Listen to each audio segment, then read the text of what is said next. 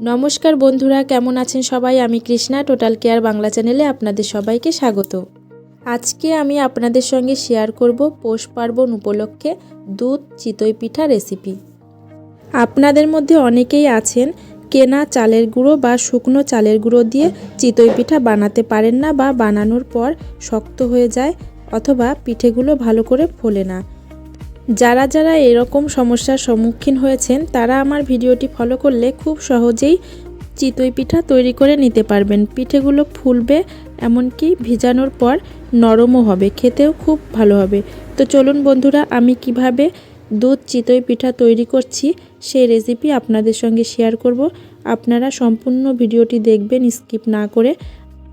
এর আগে আমি আরও কয়েকটি পিঠা রেসিপি শেয়ার করেছি আপনাদের সঙ্গে। আপনারা যারা পৌষ পার্বণে নানান রকম পিঠা তৈরি করতে চান তারা চাইলে আমার অন্য পিঠার রেসিপিগুলো ফলো করতে পারেন। তার জন্য ডেসক্রিপশান বক্সে লিংক দেওয়া থাকবে, আপনারা চাইলে দেখে নিতে পারেন। তো চলুন বন্ধুরা, দেখে নিন দুধ চিতই পিঠা রেসিপি।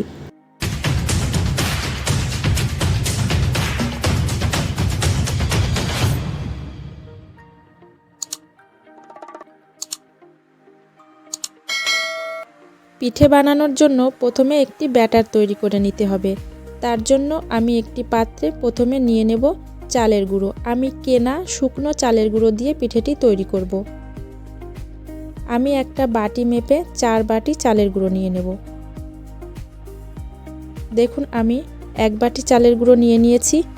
এরকম একই বাটিতে করে আমি আরও 3 বাটি চালের গুঁড়ো নিয়ে নেব। মোট 4 বাটি চালের গুঁড়ো আমি নিয়ে নেব।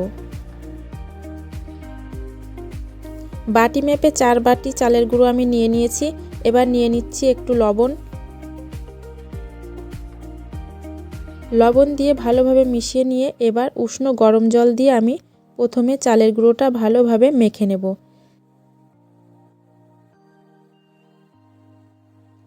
চালের গুঁড়োটা আমি অল্প অল্প গরম জল দিয়ে মেখে নেব। যেভাবে আটা ময়দা মাখতে হয় ঠিক সেইভাবে আমি প্রথমে শুকনো করে চালের গুঁড়োটা মেখে নেব। এইভাবে প্রথমে চালের গুঁড়ো মেখে নিয়ে তারপর পিঠে তৈরি করলে পিঠেটা খুব ভালো হবে, ফুলবে, এমনকি নরমও হবে।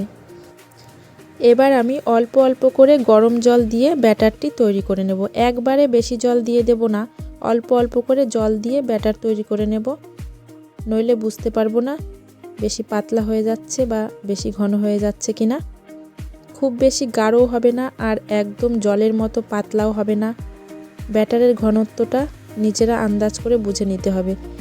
ব্যাটারটি তৈরি করা হয়ে গেছে। এবার আমি 30 মিনিট ঢাকা দিয়ে রেখে দেব। তারপর পিঠেটি তৈরি করব।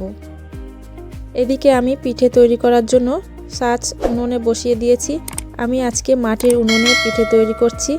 এই পিঠেগুলো মাটির ছাঁচে করে খুব ভালো হয়। পিঠে তৈরি করার আগে ছাঁচ ভালোভাবে গরম করে নিতে হবে। একটি সুতির কাপড়ে বা কটনে তেল মাখিয়ে ভালোভাবে মুছে নিতে হবে। তেল দিয়ে এইভাবে মুছে নিলে পিঠেগুলো ভালোভাবে উঠে আসবে। ভালোভাবে গরম হওয়ার জন্য কিছুক্ষণ উনুনে এইভাবে বসিয়ে রাখবো।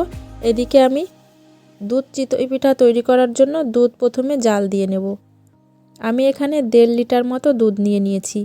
আপনারা আপনাদের পরিমাণ মতো দুধ নিয়ে নেবেন। আমি এর মধ্যে দিয়ে দেব 2টো কাঁচা তেজপাতা।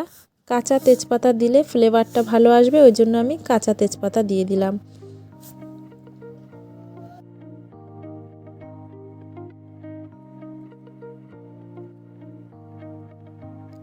আমি একটা খেজুরের পাটালি নিয়ে নিয়েছি। এই পাটালি আমি টুকরো করে দিয়ে দেব দুধের মধ্যে। আপনারা চাইলে চিনি দিয়েও দুধ জাল দিয়ে নিতে পারেন অথবা খেজুরের গুড় দিয়ে দুধটা জাল দিয়ে নিতে পারেন। আমি খেজুরের পাটালি টুকরো করে দুধের মধ্যে দিয়ে দুধটা ভালোভাবে জাল দিয়ে নেব। খেজুরের গুড় দেওয়াতে দুধের কালারটা কিন্তু একদম পাল্টে গেছে। এখন আমি কড়াইটা অন্য সাইডে বসিয়ে পিঠে তৈরি করতে শুরু করব, কারণ 30 মিনিট আগে যে ব্যাটারটি তৈরি করে রেখেছি এখন পিঠে তৈরি করার জন্য একদম ঠিকঠাকভাবে সেট হয়ে গেছে। আরও একবার তেল দিয়ে ভালোভাবে আমি মুছে নিচ্ছি যাতে পিঠেগুলো ভালোভাবে উঠে আসে। এবার অল্প অল্প করে ব্যাটার নিয়ে আমি ছাঁচের মধ্যে দিয়ে দেব, দিয়ে পিঠেগুলো তৈরি করে নেব। ব্যাটার দেওয়া হয়ে গেলে ঢাকনা দিয়ে ভালোভাবে ঢেকে দিতে হবে। খেয়াল রাখতে হবে যেন কোনো দিক দিয়ে হাওয়া পাস হতে না পারে, তাহলে পিঠেগুলো ভালোভাবে ফুলবে না। এইভাবে অপেক্ষা করতে হবে 5 মিনিট। 5 মিনিট পর আমি ঢাকনা তুলে নিয়েছি। দেখুন কত ভালোভাবে পিঠেগুলো ফুলে উঠেছে। আমি একটা ছুরির সাহায্যে পিঠেগুলো তুলে নিচ্ছি।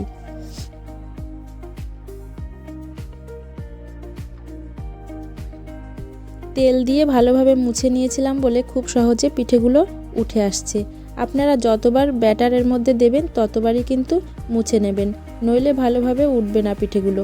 দেখুন বন্ধুরা কত সুন্দর হয়েছে পিঠেগুলো দেখতে, আর যেমন নরম হয়েছে তেমন কিন্তু ফুলেছে। এখন আমি এই পিঠেগুলো যে দুধ জাল দিয়ে রেখেছি সেই দুধের মধ্যে দিয়ে দেব। পিঠে তৈরি করে সঙ্গে সঙ্গে দুধের মধ্যে দিয়ে দিলে খুব ভালোভাবে পিঠেগুলো ভিজবে আর নরমও হবে। একইভাবে আমি সবগুলো পিঠে তৈরি করব আর এইভাবে দুধের মধ্যে ছেড়ে দেব। তারপর আমি আপনাদেরকে দেখাবো সমস্ত পিঠেগুলো কেমন হলো। দেখুন বন্ধুরা আমি সবগুলো পিঠে ছেড়ে দিয়েছিলাম দুধের মধ্যে, তারপর 30 মিনিট মতো রেখে দিয়েছিলাম। এবার দেখুন দেখতে কতটা ভালো হয়েছে। অনেকগুলো পিঠে তৈরি করে আমি দুধের মধ্যে ভিজিয়ে নিয়েছিলাম। পিঠেগুলো কিন্তু খুব ভালোভাবে ভিজে গেছে আর নরমও হয়েছে। এইভাবে দুধ চিতই পিঠে তৈরি করলে পিঠেগুলো ফুলবে, এমনকি দুধে ভেজানোর পর নরমও হবে। খেতে কিন্তু অসাধারণ হবে। বন্ধুরা আপনারা এইভাবে দুধ চিতই পিঠে তৈরি করে দেখবেন, খুব সহজে আপনারা তৈরি করে নিতে পারবেন। আমার ভিডিওটি আপনাদের কেমন লেগেছে কমেন্টের মাধ্যমে অবশ্যই জানাবেন। ভিডিওটি ভালো লাগলে একটি লাইক করবেন, শেয়ার করবেন আর আমার চ্যানেলটিকে সাবস্ক্রাইব করতে ভুলবেন না কিন্তু। পাশে থাকা বেল আইকনটি অন করে রাখুন যাতে আমার দেওয়া নতুন নতুন ভিডিও সবার আগে আপনাদের কাছে পৌঁছে যায়। সবাই ভালো থাকবেন, সুস্থ থাকবেন। ধন্যবাদ।